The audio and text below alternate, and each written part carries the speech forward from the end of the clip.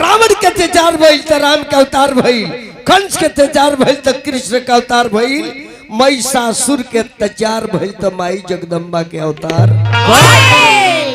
Hello hello तने करे मोर table लली बाबू अभी ये बटोरला सटोरला कौन काम बा तब बड़ा कर की ये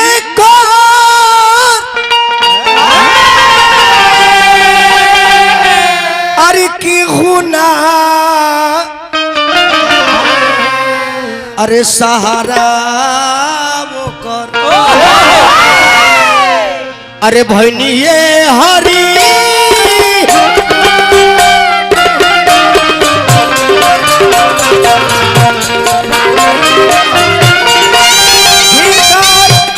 की गुना सहारा वो कर भैनी ये हरी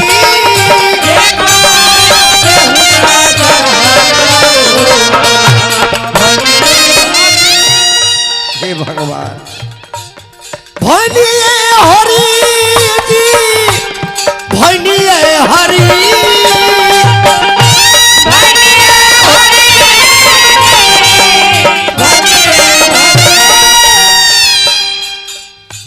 जी कर आरी की गुना सहारा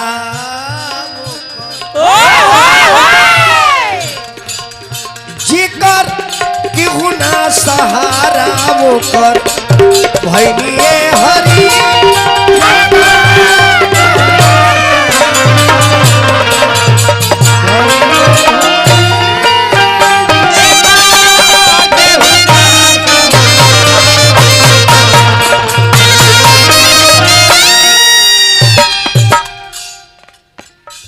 बीच सभा में अबला नारी द्रौपदी के लोग नींगे करत रहल। पांचों भाई पांडव सभा में बैठल बड़े। दुशासन अपना भाई के कलश की पंचाली को खींच करके लाओ और सभा में नींगी करके मेरे जांग पर बैठाओ।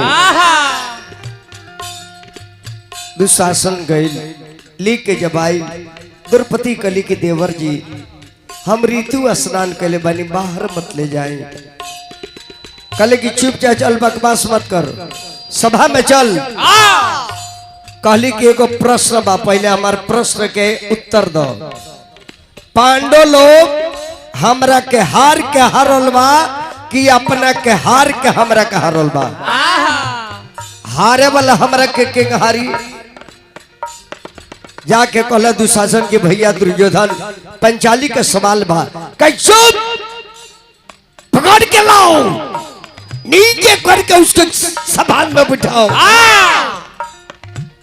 सभा में अली अबला नारी पांचों पति देखत रे बताई जेकर पति बैठल ओकरा पत्नी के बाएं धरेला ओकरा के बेभरम करला ओकरा दिल पर का गुजरत हुई। पांचों भाई पांडव मुड़ी गाड़ दिले द्रौपदी के देखले तो काहे कि हार गइल बाड़े। द्रौपदी चारों तरफ देखली केहू बोलत नहीं के भीष्म पितामह के तरफ देखली कहली कि पितामह जी 450 वर्ष के उम्र हो गई तार 3 गो सवाल तरस बा या तो द्रौपदी के निंगा देखो और न तो सभा से भाग जा और न तो दुशासन के रोक दो। कहली कि बेटी मजबूर बानी एकर नून खैले बानी खून खराब हो गइल बा एकर नमक खैले बानी खून खराब हो गइल। सभा में पुकारे नारी जाई के बढ़वनी सारी। अरे हे बच्चन बुलाओ यार। सभा में पुकारे सभा में पुकारे सभा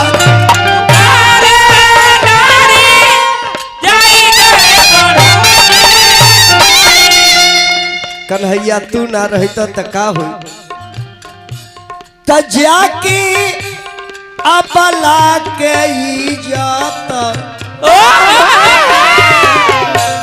त जाके अबला के इज्जत बचविए हरी।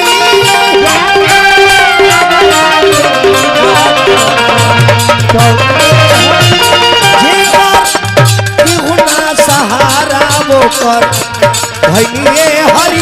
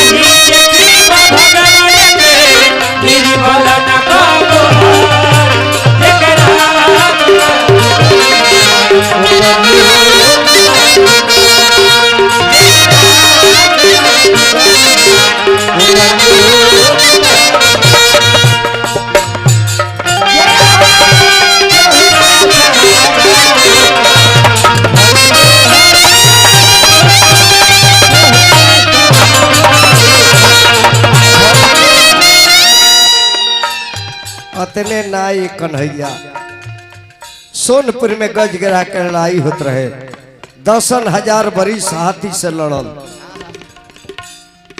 जब बालू के रेत में हाथी के लेके चल गई और हाथी के पूरा खानदान के हाथी खड़ा बड़ी सन कि अपना हाथी कमने के निकालल जाई। जब दलदल में हाथी फंस गई तो हाथी छोड़ के चल गई सन। हाथी के आंख से लोग गिरा था कि हमारा परिवार के भी लोग चल गए। कम्बल के फूल एगो उठा के हाथी कलश की कन्हैया या रहल बनी दुनिया से अपन तोहफा ले लो। कन्हैया कले कह रहे हाथी या हमरा आगे हाथ उठा देला ओकरा पर हाथ हम रख दिले। वो घाट का नाम जहाँ लड़ाई लगा रहे कौन हारा घाट। गाधी से तू पुल पर चढ़ब न ओकरा पहले ही दहिने बगल से रास्ता बा कौन हारा। कन्हैया जीतल है आ फिर भी लिखल बा घाट का नाम कौन हारा। दुनिया जाने की कौन हारा कन्हैया ना कहले जे हम जीतनी। आ हमने सनाद में जी रही तो कहत कि हमने कचारा कौन हारा नहीं हमने कचारा।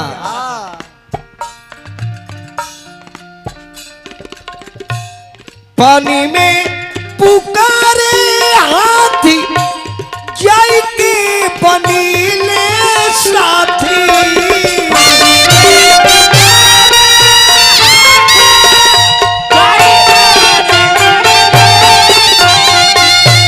सूढ़े धके कन्हैया टांग ले। पानी में पुकारे हाथी जाई के बनीले साथी।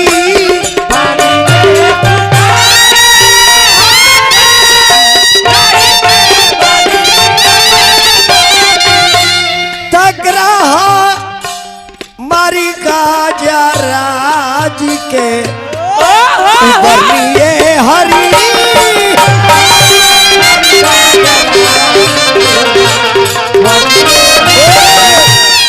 अतने ना भगवान विप्रा सुदामा तेरी कोई ना तनिको तेरी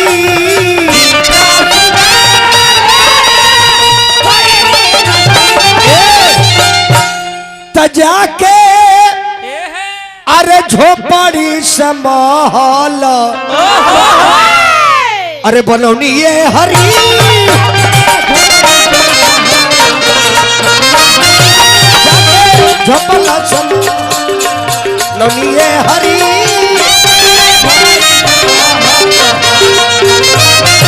जेकर केहू ना सहारा वो कर भैनी ये हरी